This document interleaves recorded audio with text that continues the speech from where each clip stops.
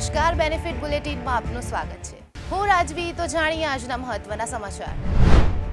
Share બજાર intraday red ઝોનમાં બંધ. સેન્સેક્સ 387 પોઈન્ટ ઘટીને 82,626 પર બંધ, જ્યારે નિફ્ટી 50 96 પોઈન્ટ્સ ઘટીને 25,327 પર બંધ થયો. બીએસસી મિડ કેપ 0.09% ઘટ્યો, જ્યારે સ્મોલ કેપ 0.16% વધ્યો.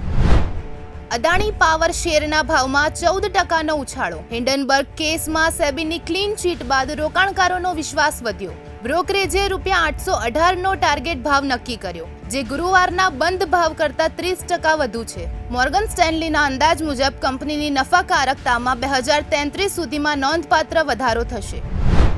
અશોક લેલેન્ડના શેરમાં આજે 3%નો ઉછાળો. 6 મહિનામાં શેરના ભાવમાં 40%નો જોરદાર વધારો થયો છે. કંપનીએ આગામી 10 વર્ષમાં બેટરી ટેકનોલોજી માટે ₹5,000 કરોડના રોકાણની જાહેરાત કરી. જીએસટીમાં ઘટાડો થવાને કારણે કોમર્શિયલ વાહન સેક્ટરને ફાયદો થવાની આશા છે.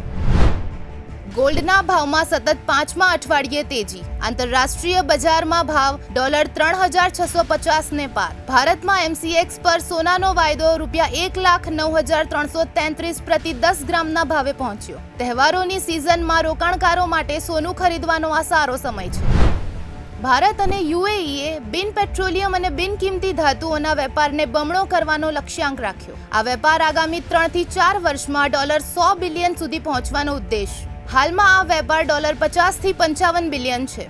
બંને દેશો સંયુક્ત રોકાણ માટે પણ વિચારણા કરી રહ્યા છે. તો આવા જ મહત્વના સમાચારો જાણવા માટે જોડાયેલા રહો બેનિફિટ ન્યૂઝ સાથે.